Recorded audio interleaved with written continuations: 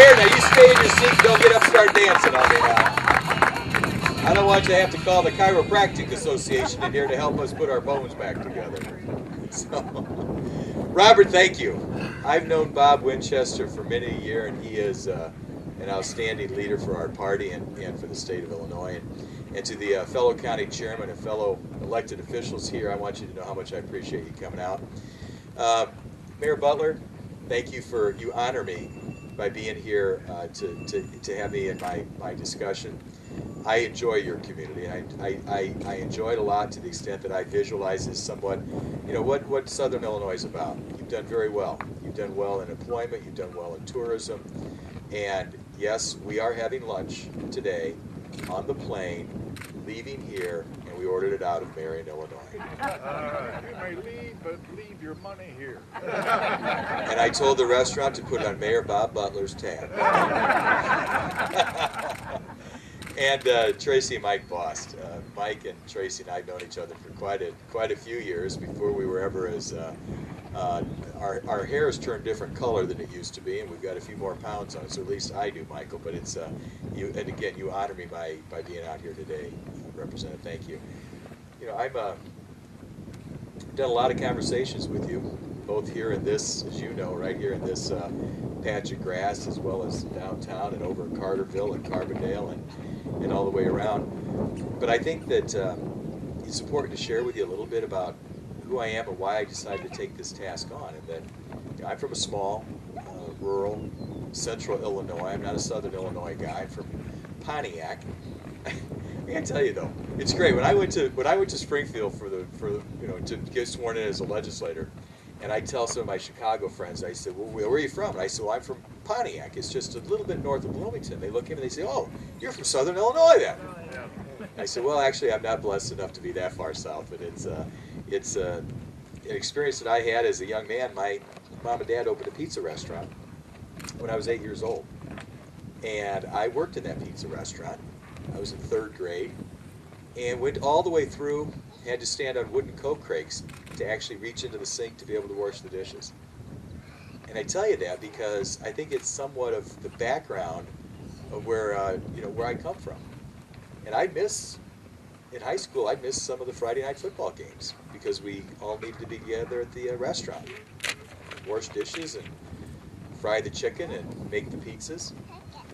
Then I went to Illinois State University and I wound up making pizzas.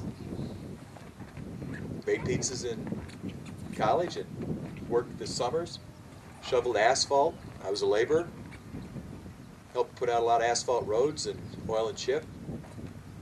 Mom and Dad helped me my first semester of college and my tuition, but I was able to work making pizzas and shoveling asphalt such that my second semester, my freshman year, all the way through college, I paid for all of it, my room and board and books and recreational fees and everything myself.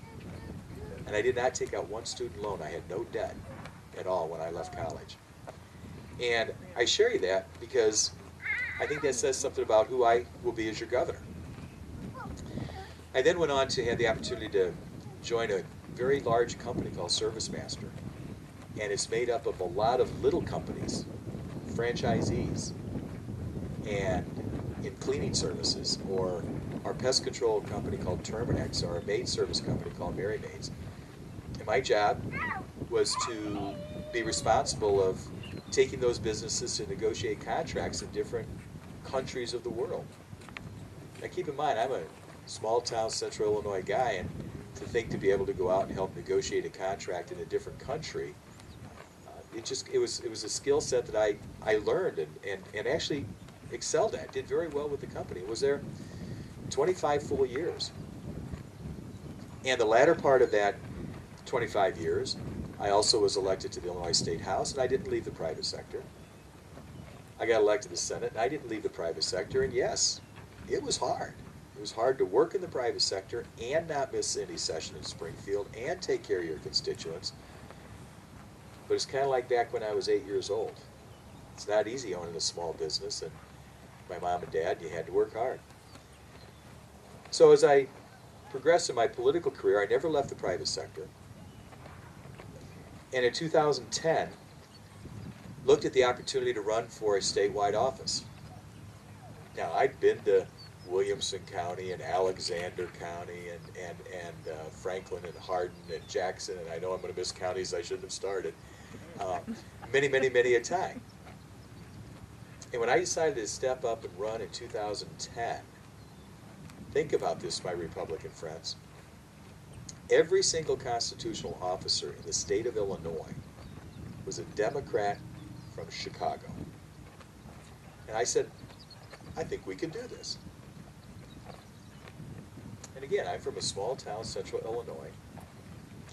My opponent, nice lady, African American, female, city of Chicago, liberal, with an Irish last name.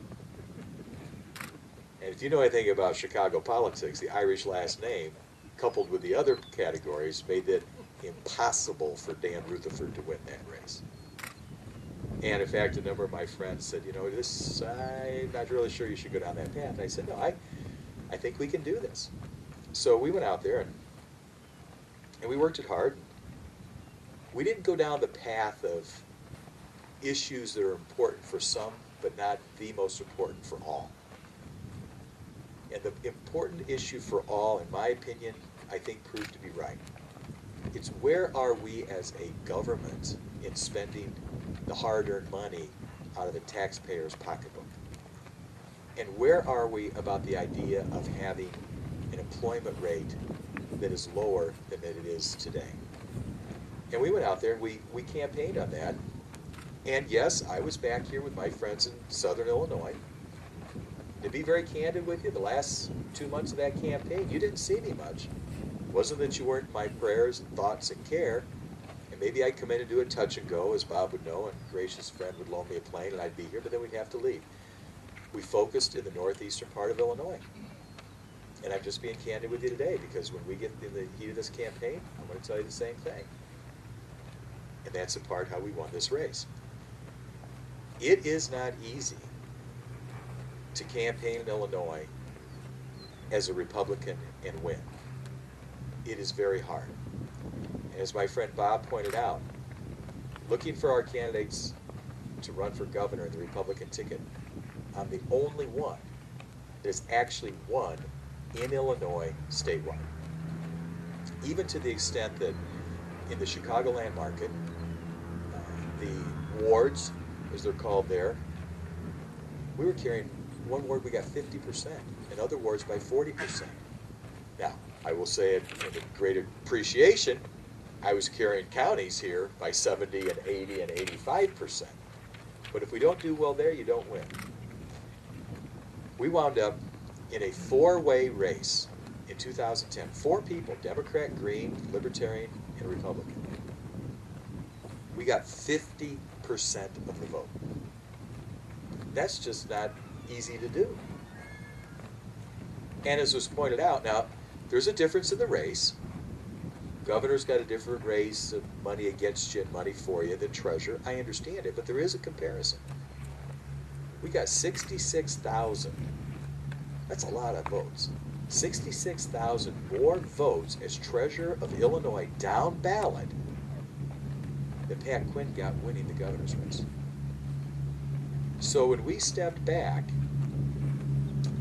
and thought about where our state was at, our bond rating is down, our unemployment is up, more people are moving out of Illinois than are moving in Illinois. The income tax increase went into effect January of 2011, and we are 2 years into this income tax increase, and Illinois owes more money to its outstanding vendors now than we did before the income tax increase. So I saw all of this happening out there, and I visited all corners of Illinois, and I'm sensing that this citizenry of Illinois, there's a certain depression about where things are going. And there's an absolute frustration with the way things are in our government today. And that's when I decided that it's going to be hard, but I'm going to step up because I really like Illinois. I think it's a good place. It bothers me though when I'm on an elevator in Chicago and I hear an international visitor talking to their colleague on the elevator that they're afraid to walk downtown city of Chicago because of the crime. Now that affects you in Marion, Rosy Clare, and Pontiac. If the image of a global city is such as it appears to be, that affects our overall imagery and economy. It really bothers me when I see on late night television shows they're cracking jokes about Illinois because we got another governor in jail, or because our whole place is such a mess that even we're better than Louisiana. That bothers me. And it bothers me when I talk to a business owner, a small company business owner, and she is afraid or concerned about hiring 1 or 2 more people for her company because she doesn't know where things are going to be in the economy. She's got a little unsettledness in her. That bothers me. So what I decided was I'm going to use the skill set that my mom and dad helped me as a little boy, what I learned in working with a large company, what I experienced on the political side is, and understand this could be a challenge. But I said, I'm going to run for governor of Illinois. And I'm here with you in Southern Illinois to tell you, I'm a candidate for governor of the state of Illinois.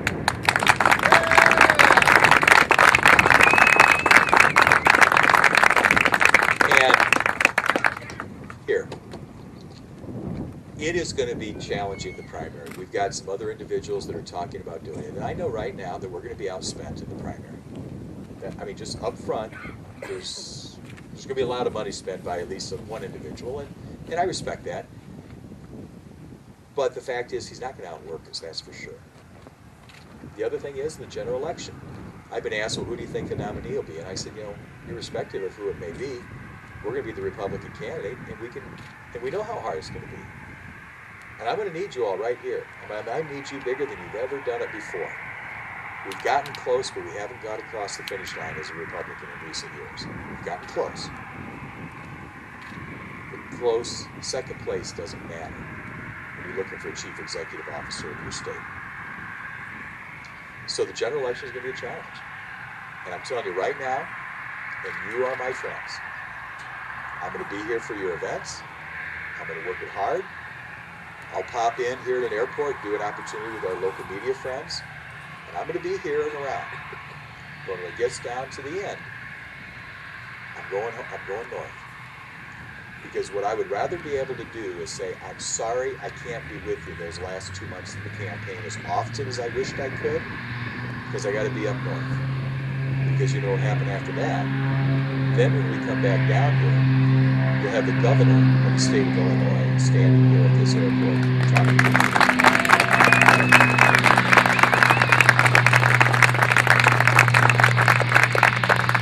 I could go on about preschool and those with developmental disabilities and mental illnesses and our natural resources, but I think what I'd rather do is close it out for the public part of it right now, is just to let you know I really thought a lot about this and what it's going to take for my family and all of us to do this, and you as my friends. It's not going to be easy.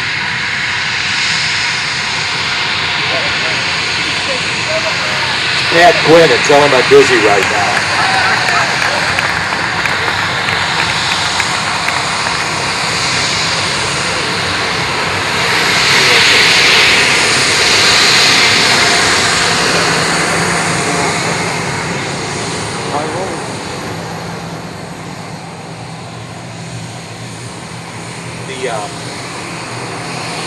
There's going to be a day in January of 2015. If we all do what we know we can do, and we can go through this primary like we know we can, and if we go do the numbers we need to do in Southern Illinois, the 41st Ward, 43rd Ward of the City of Chicago, in Barrington, in Pontiac, in Cairo and Joe Davies County, if we do what we know we can do, we'll go through that general election, and by the time we get done with that thing, that date in January 2015 at the Prairie Capital Convention Center in Springfield, 6 people will walk on that stage to raise their right hand, and they will take the oath of office of the Supreme Court Justice to be the executive branch of government of Illinois. And the first person, the first office to take that oath is that of the governor. If we all do what we know we can do, you're all invited there to come up there and be with me, and we're going to have ourselves a party at the governor's mansion. Thank you.